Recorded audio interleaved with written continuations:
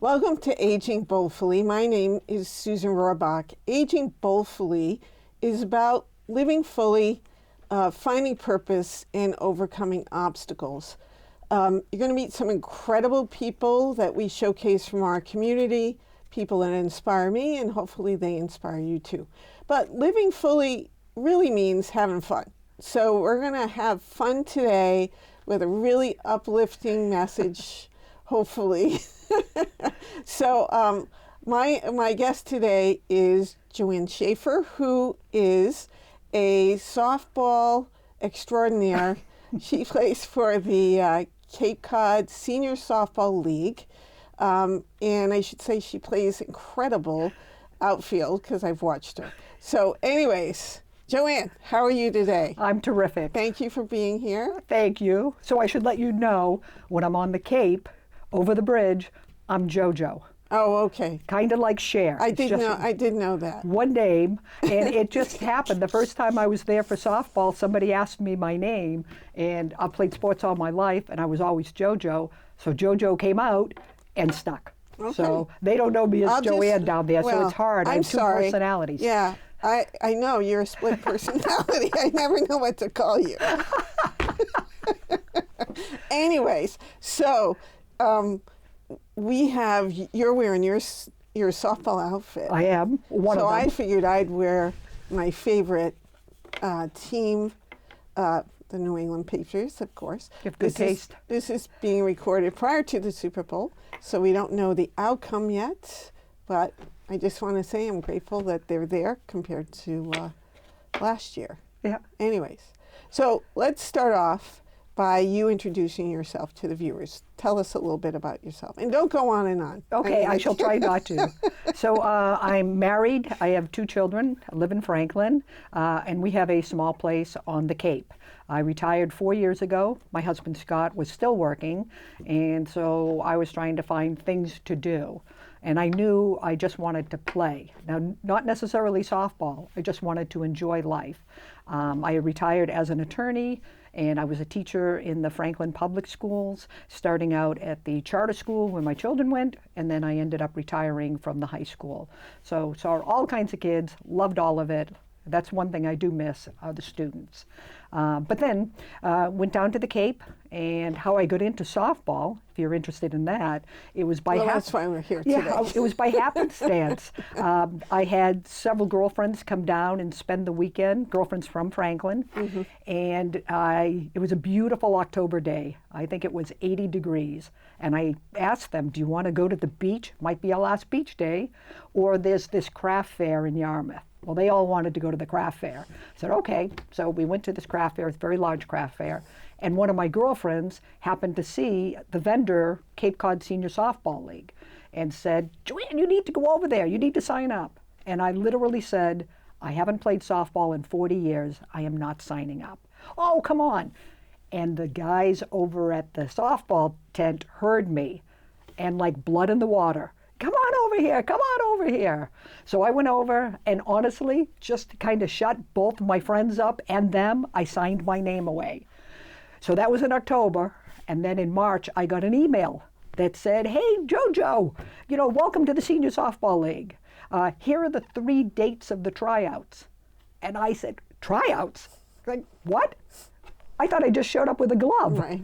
So they're not really tryouts, but the point is it's like an assessment, because now there are 5 divisions in the Cape Cod Senior Softball League.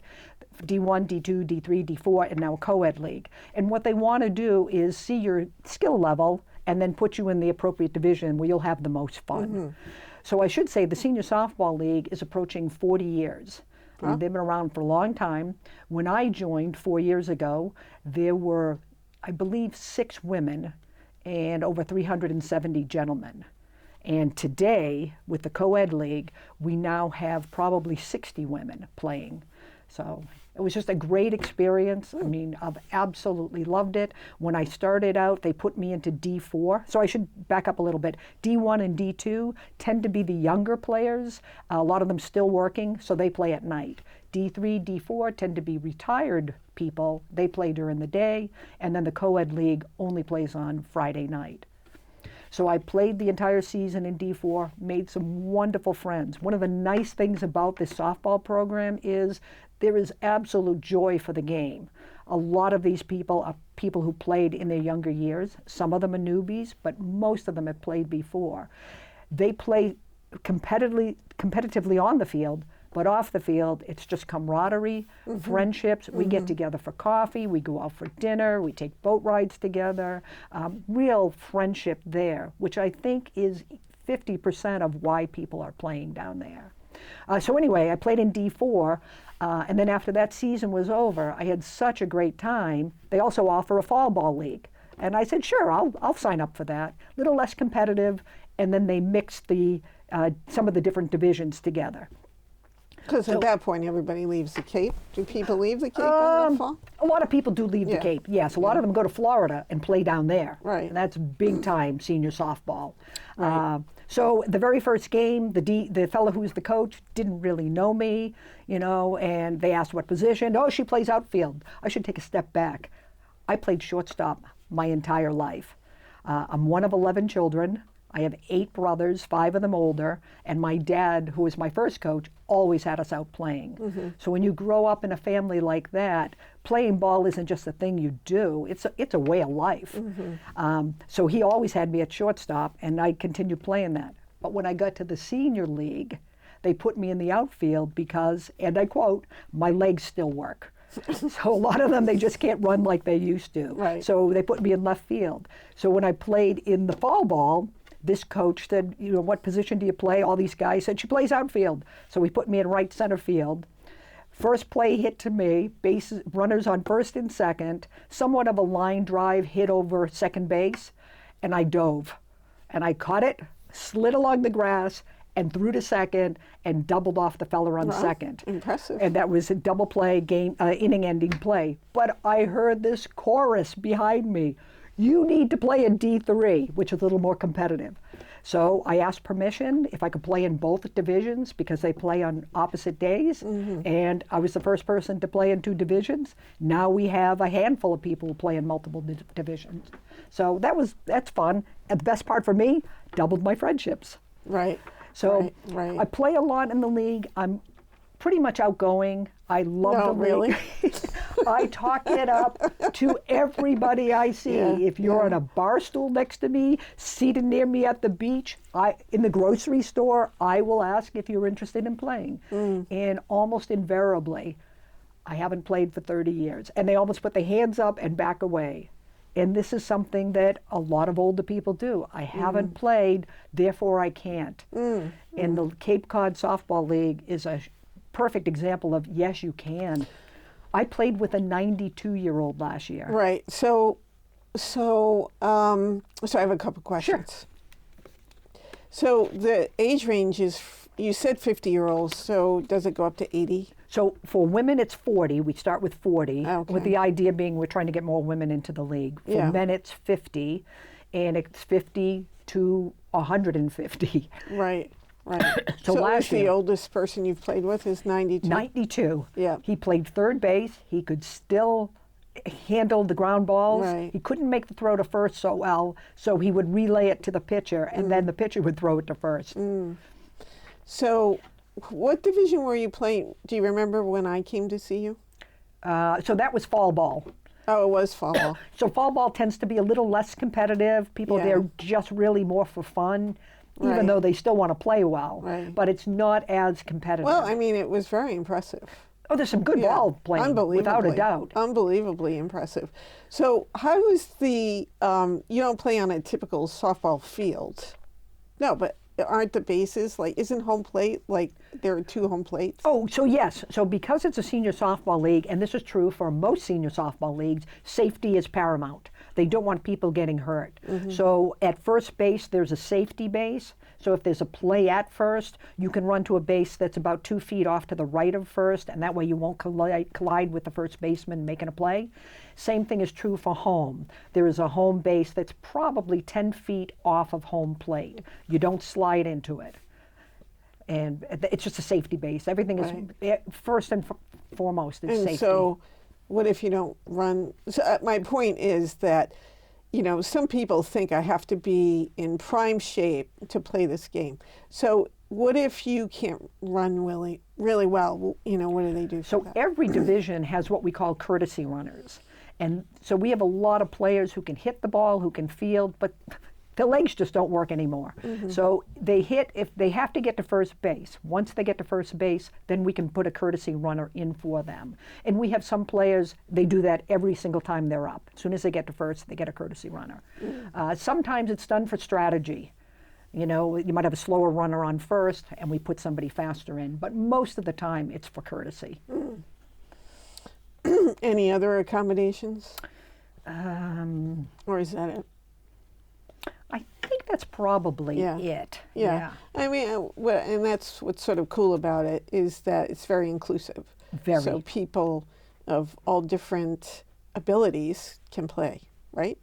I mean, I played baseball when I was younger, played every day, played some softball. But I mean, right now I could see myself like playing croquet as a team sport. I'm not sure I would have the ability to slide, to dive, even though my brain would tell me to dive, because I also Not played in this outfield. league. My diving is rare. Your And- diving's rare. Yeah, very rare. Yeah. Most people don't dive. Most people don't slide. I Right, still slide. I just had knee surgery, so my physical therapist recommended I don't slide this year. But he did not eliminate head Are you first. going to slide head first? I can So you slide want to head end first. up with a brain injury now, right? Not if you do it well. I learned how to slide in college. Okay. And so they have, things like you're wearing an all-star hat. So, there are, playoffs and, you were talking about having classic softball tournaments. There's all sorts of, travel teams. It's amazing how. It's very impressive. I mean, yeah. the coveted championship T-shirt is what everybody's that what going that for. is? No, this is just a uniform Oh, shirt, okay. but it will say champions right across the top. I see. And everybody wears that for like the next week after they Okay. win it, just everywhere they go. Yeah. So yeah, they have all-star games, which the players vote on the all-stars. Last year, I was the only female in D3 as an all-star, and the only reason I mention it is because we were tied after 7 innings, and most softball games go for 7 innings, and there's another game following us, the D1, D2 All-Star game. So I had heard that they were only going to allow 1 inning. I was the last out in the previous inning, so just like in Major League Baseball, I went to second base. Next ball hit, shallow one to left field, and I just knew I could do it. I tagged up, I ran, I slid, got under the tag, and right after that, we ended up scoring 7 runs. Wow. And we won, and I got the nickname Spark Plug after that. cool. So that was Very fun because cool. my husband was there, Right. my kids were there. A lot of people went to see the game. It was just Yeah. a fun outing. Yeah. We also have, so that's the All-Star game. They also have a celebration of softball, which is at the beginning of the year, kind of to kick off the season. They'll have hot dogs and burgers and things like that. Oftentimes we invite the Falmouth Codgers, so that is another senior softball program, also on the Cape. It's on the Upper Cape, the Falmouth area. I believe they only have 2 divisions. There are other softball programs within the state, Eastern Mass, which is kind of the Metro West area, Merrimack, but I believe that's just a male softball program. And then there's one in Holliston that I just learned about. Wow, very So I cool. think they play So is every that other co-ed? Saturday. I think so, Yeah. yes. I just sent a note to them today, as a Right. matter of fact, to find out Right. more about it. Right. We also, so yes, at the end of the season, there are playoffs, and oftentimes, even though the first place team, they might be in first place, they might be 18-1 or 18-2. They could lose in the playoffs, Right. and then they Right. lose the championship. And it's Right. happened more often than not. So on any given day, anything can happen. At the end of the senior softball program, we also have a huge tournament, which is called the Classic. And we have teams come from all over, including Cuba, Canada. It's a wonderful program. It's kind of, the summer has ended, Labor Day has happened. It's wonderful for the Cape Cod economy because they have all these teams. It's over 70 teams that come in. They need, housing. They go out for dinner. I mean, it's a wonderful way to keep, the economy going on the Cape. And it's a very popular tournament, very well run. That's the feedback we get. Well run, good fields. So what if you do have, what if you're, like, we can talk, well, let's talk about playing in pain, because I think some people think, well, gee, I can't play anymore because I have this issue, that issue, I'm in pain, it's going to lead to more pain. So, let's, talk about that for a second, because so many people We play. all have a cross to bear on that field. Right. Everybody is. You'll see more leg braces than you've ever seen, even in hospitals. Everybody has pain, but the joy of playing outweighs the pain. My husband will often ask me, why are you playing? Your knee hurts. Because it's so much fun. Same thing, why do you dive? Because I can, and it's fun.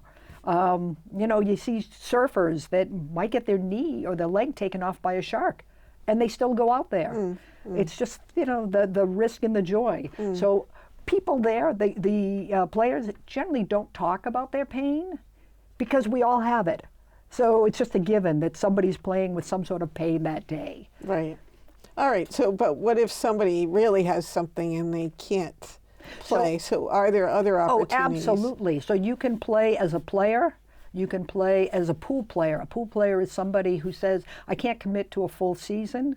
However, I'd like to play, so if you need me, if you're short players, I'd be happy to play. So we have a separate area for pool players. We also have volunteers.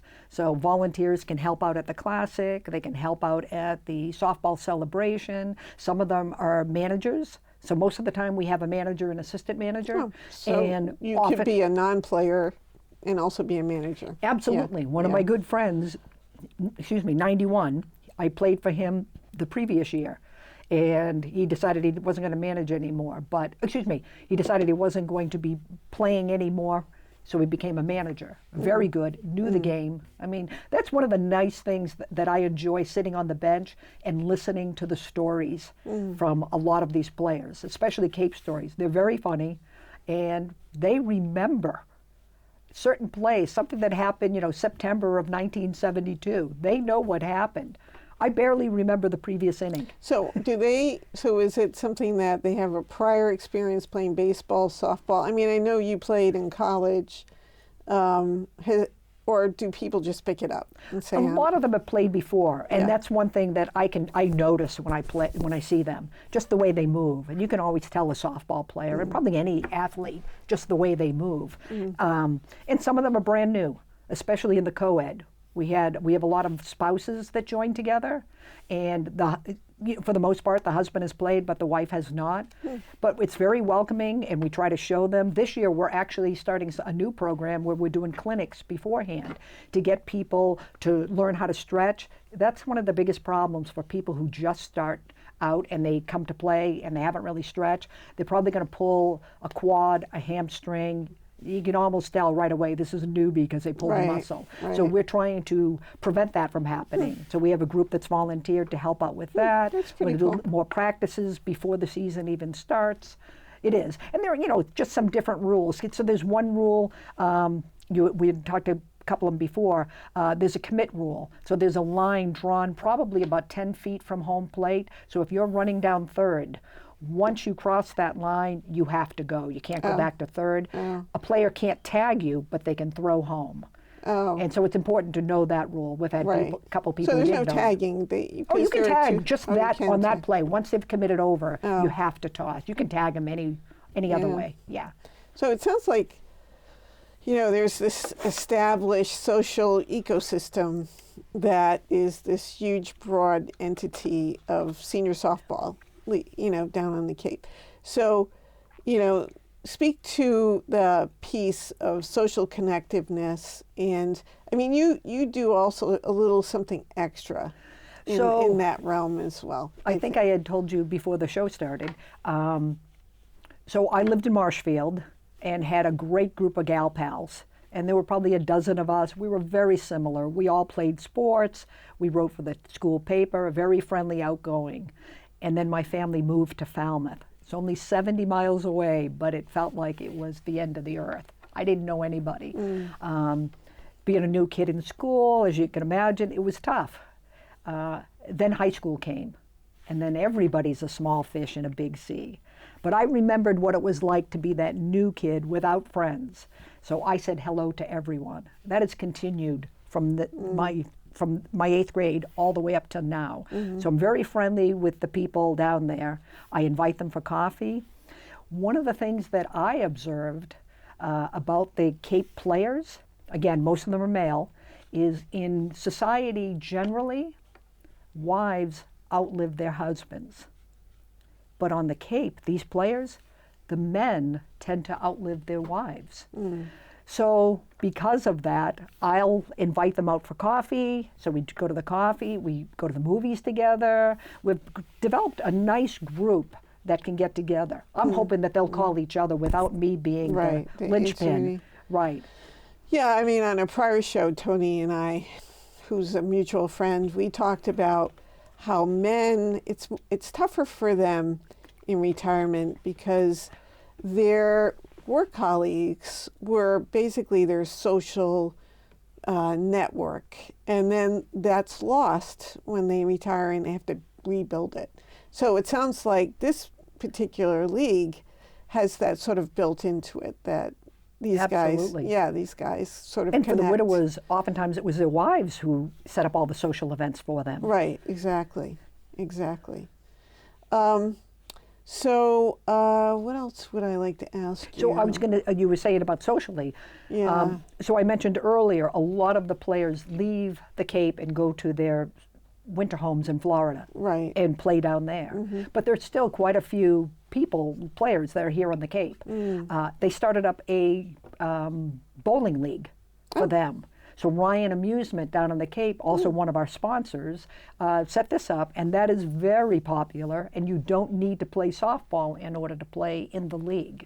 It was just something to do during the winter. It's been great, very popular. So you're part of that too? I was a, quote, pool player the first year. Oh. I spend most of my time in Franklin in the winter, so it's a long hike. Yeah. Yeah. So if somebody wanted to begin, in terms of joining the league, or not sure how to go about it, or even I know you don't know much about the Holliston League, but it is nearby to Franklin. So, do you have any suggestions, advice? Yeah, first search senior softball, in your area. For us, it's Cape Cod Senior Softball League. There's a website. It's got a ton of information on it. The Holliston one was less, but I think there's probably less players there. So because we have 400 and a pretty good webmaster, there's a lot of information. But I just had Googled senior softball in 5 different or even divisions they can even go to a game. Oh, they could definitely. And see what it's about and see if they want to partake too. Absolutely. Because how do you recruit people? I mean, I know you're trying to recruit people. Yeah, I am trying to recruit people. So last year they put me in charge of recruiting, and we tried several different things. We had a trivia night open to anyone at a local pub, who's also one of our sponsors, so that worked out great. We did a polar plunge, trying to just kind of be more aware in the community, and that was for charity as well, and that was wonderful. Did you actually do that? I did it, and I'll be honest, I psyched myself up for a week before. I was going into cold showers. The day of, it felt warm. Really? I drove in, right under all the way, came back out. It was nothing compared to the fear, which is interesting now that you're talking about aging boldfully and trying new things. Yeah. The fear factor is definitely there. I didn't mention it earlier, but when I had to go to that tryout, that first tryout, I was fearful. Even though I was a D1, a scholarship athlete, I was a little nervous about being there. And in the subsequent years, because I tend to be there for the tryout to help out, I can see the nervousness on people's faces. So it is pretty interesting. But once you get over that nerve factor, and I think that's, get out of your comfort zone. I think that's so key as you move from your work life to retirement to, we always talk about this on the show, to extend yourself outside of your comfort zone. And that's what you're talking about, that fear factor and putting limitations on yourself. And this is a time where, you really shouldn't have any limitations. I mean, what does it take to try something? Right. You can always say, hey, that's not for me, and try something else. And given the demographics, the senior population, they're not going to make fun of you if you make a mistake. Right, It's just exactly. not going to happen. Exactly. Just the opposite happens. There's Yeah. encouragement. Right. You'll get the next one. Yeah, I never get upset with errors. It's part of the game. And I think as you get older too, perfection is, gone by the wayside, right? It's overrated. Absolutely. Really. I'm all about fun. Yes. I don't even, I know that. if I had a good time and we lose, that means nothing to me. Right, Somebody's right. going to lose every game. Yeah. So we talked about playing in pain, and that's just part of the norm. And I just want people to realize that, you can extend yourself even though you may be suffering from something. And we all, we all have pain. We all have issues. You get together with your friends now. What, you spend 10 minutes talking about your issues, or no? You don't. You don't. We don't talk about pain. No. It's just a given. Yeah. Yeah, it's just a given. We talk about almost anything else. Yeah. Yes. Yeah. So, And on the flip side, just by being athletic, being out there on the field, psychologically, it might help, if you're feeling depressed or whatever, being out there, it's just a psychological boost. And physically, being out there, you feel better. right, exactly. Plus you're outside, which is kind of fun. Right, and anytime you dive and catch it, it never hurts. It Sure only it hurts does. if you drop it. No. My experience, if you caught it, it never hurts. I don't know if I'd be able to get up. I don't know. I'd be worried about. No, Anyways, it only I hurts don't if you know. drop it.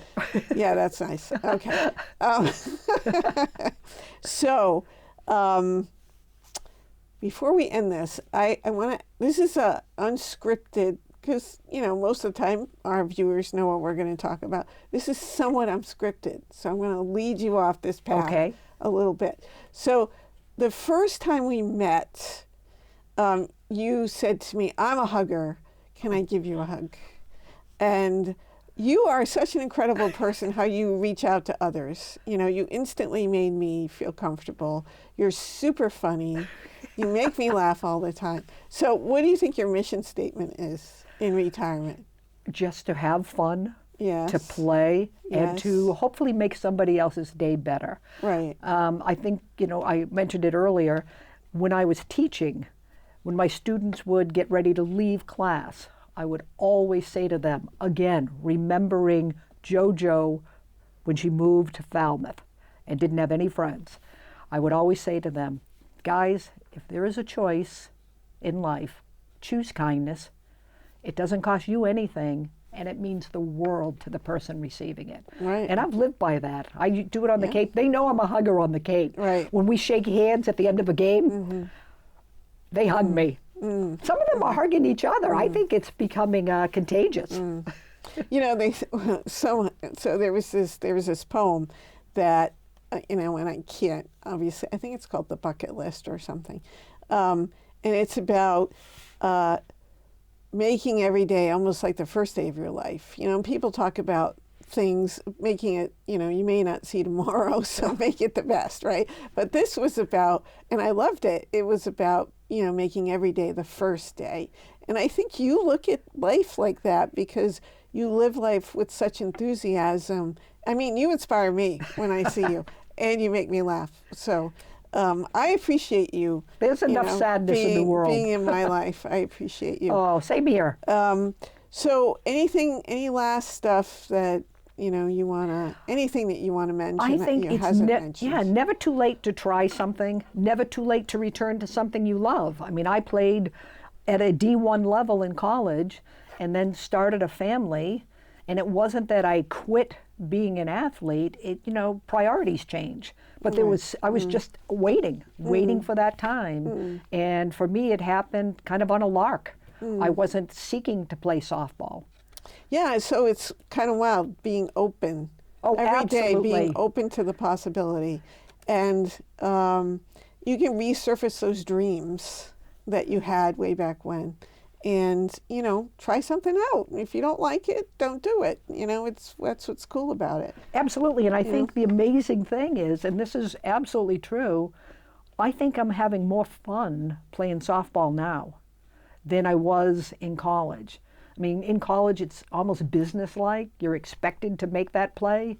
And here, if you make a diving catch, both teams are cheering for you. Yeah, I think there's a lot on the line in your collegiate Sure. career versus now where, as you said, Well, some of those guys, they're pretty competitive. Yeah, I guess. Alrighty, so thank you so much for being here. This was so much fun. Handshake. Yeah, well, I'm going to hug you, It's but not a hug. I'm stuck by this mic. Oh, I see. Yes. Well, we'll hug after the show. Sure. All right. Oh, I should mention this. Oh, you're not going to throw that at me. No. So do you have a second? Yeah, absolutely. Oh, okay. Yeah. So one of the things I find very funny is I'm going to be 65 next month, or in March. I never expected that some of my recent Christmas gifts or birthday gifts would be softball bats, a throwback fence, softball pants, sliding pants. My kids took my 40-year-old softball glove and sent it out to Ohio, and the fella refurbished it. So it looked brand new. As a Christmas He even gift? put a new patch on it. This was one long one. That's a very cool story. It was. Yeah, so now other players, because I've shown this off, other players are doing the same thing because many of them have a 40-year-old glove. How special is that? It's very special. Oh, it's wonderful. Yeah. And it catches really well. Yeah, it looks like you've used it. Yeah, it's well used. Yes. All right, well, thanks again. Thank you. So that's it for today on Aging Boldfully. Hopefully you had fun and enjoyed this conversation. I know I did. This is Susan Rohrbach. Thank you, Jojo Schaefer, for joining me today. And remember, age is just a number. It's aging boldfully that makes life worth living. Make it a great day.